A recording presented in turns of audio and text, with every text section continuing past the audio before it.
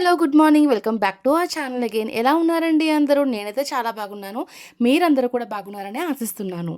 పెసరట్టు అంటే ఎంతమందికి ఇష్టం చెప్పండి? నాకైతే చాలా ఇష్టం. మై ఫేవరెట్ అనమాట. సో, అందుకని చెప్పేసి ఈరోజు మీ అందరికీ కూడా ఆ రెసిపీని పరిచయం చేద్దాము అని మీ ముందుకు తీసుకొచ్చేసాను.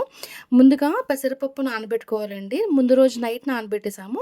అందులోనే ఒక గుప్పెడు బియ్యం కూడా వేసేసుకొని నానబెట్టేసుకోవాలనమాట. మార్నింగ్ అది కడిగేసుకొని మనం రుబ్బుకుంటాం కదా! రుబ్బుకునేటప్పుడు చిన్న అల్లం ముక్క కూడా వేసి రుబ్బుకోవాలి. అండ్ ఇక్కడ నేను చూపించాను కదా వీడియోలో సేమ్ అదే కన్సిస్టెన్సీ వచ్చే విధంగా పిండి ఉంటే సరిపోతుందండి. అండ్ దాన్ని తీసుకొని మనం ఏం చేయాలి అనంటే కొంచెం సాల్ట్ యాడ్ చేసేసుకొని ఒక పెనం పెట్టుకొని కొంచెం ప్రీహీట్ అయిన తర్వాత మనం దోసల్లా వేసేసుకొని పైన చిన్నగా కట్ చేసుకున్న ఉల్లిపాయ ముక్కలు, పచ్చిమిర్చి ముక్కలు, జీలకర్ర వేసి నేనైతే ఇక్కడ పచ్చిమిర్చి వేయలేదండి. మీకు కావాలంటే వేసుకోవచ్చు. పచ్చిమిర్చి చిన్నగా కట్ చేసుకుని వేసుకోవచ్చు. పైన కొంచెం ఆయిల్ స్ప్రింకిల్ చేసి 2 వైపులా కాల్చుకుంటే మనకి పెసరట్టు రెడీ అయిపోతుంది. అండ్ దీన్ని అల్లం చట్నీతో తింటే టేస్ట్ అయితే అదిరిపోతుందనమాట.